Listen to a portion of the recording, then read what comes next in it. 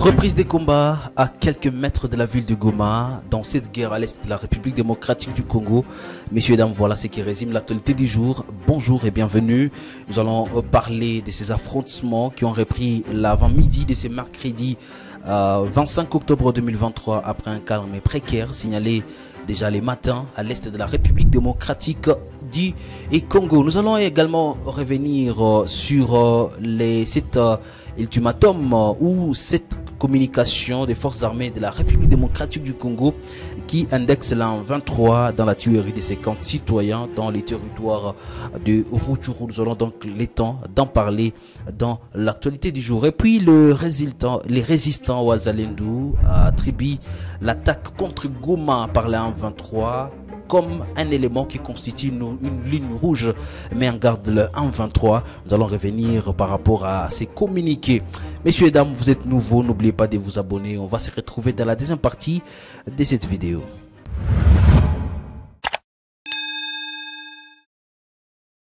Des combats sont signalés à Kibumba, à une vingtaine de kilomètres de la ville de Goma, selon les sources concordantes à Kivu Morning Post.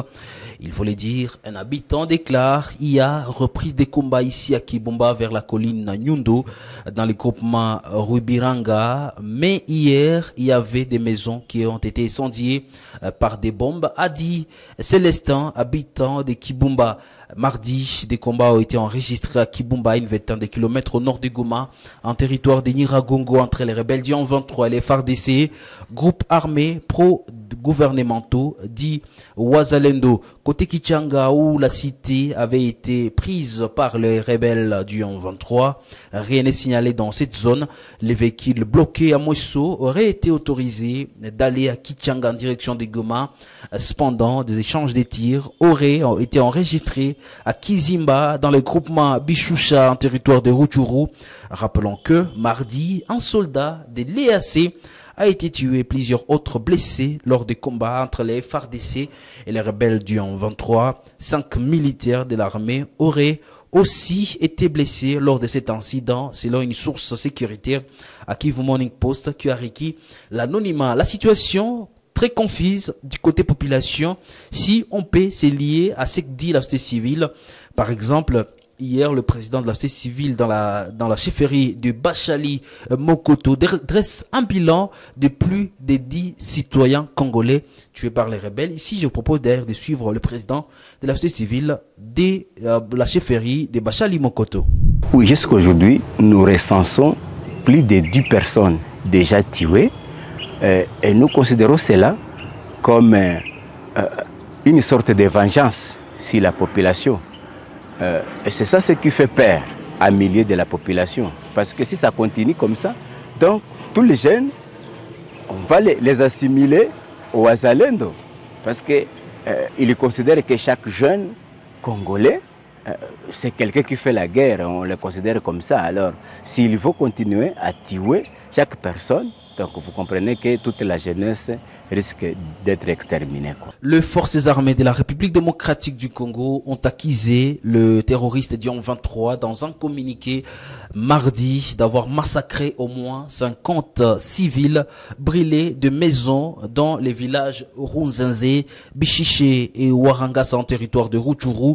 Dans ce communiqué, il est écrit, si on peut lire, au regard de ces actes barbares et terroristes à répétition programmés par l'armée rwandaise sous couvert du 23 qui continue à massacrer les populations congolaises, les forces armées de la RDC appellent la communauté internationale, l'Union africaine, la force régionale de la communauté des États de l'Afrique de l'Est au mécanisme ad hoc de vérification de prendre toutes les dispositions nécessaires pour éclairer l'opinion nationale et internationale sur ces massacres de trop, véritables crimes contre l'humanité et d'en tirer toutes les conséquences, a précisé le lieutenant-colonel Njike Kaiko qui également a signé ces communiqués aujourd'hui, porte-parole du gouverneur militaire dans la province du Nord Kivu. Et selon certaines images qui ont circulé sur la toile, on pouvait voir 2 militaires rwandais qui traversent la frontière de la République démocratique du Congo, des actes qui ont été également condamnés par les forces armées de la République démocratique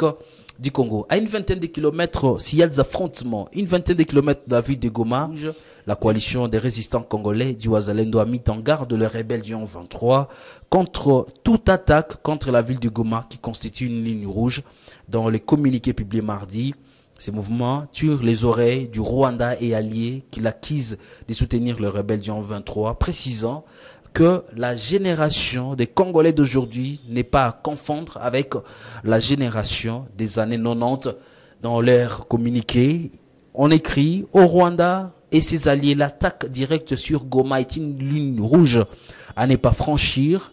Les Congolais de cette génération ne sont pas à confondre avec ceux des années 90 et à moins encore, ces Rwandais et Burundais qui ont vu les deux présidents Habyarimana et Ntaroamira périr dans l'avion abattu par ces sanguinaires les 6 avril 1994. L'attaque directe sur Goma va amener tous les Congolais à s'assumer et à répondre proportionnellement à la menace, a déclaré Gilles Mulumba, communicateur de ces mouvements des résistants congolais.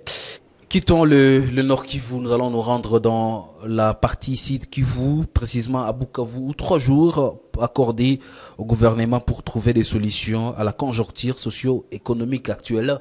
La société civile qui dénonce cette situation et qui demande au gouvernement de s'activer.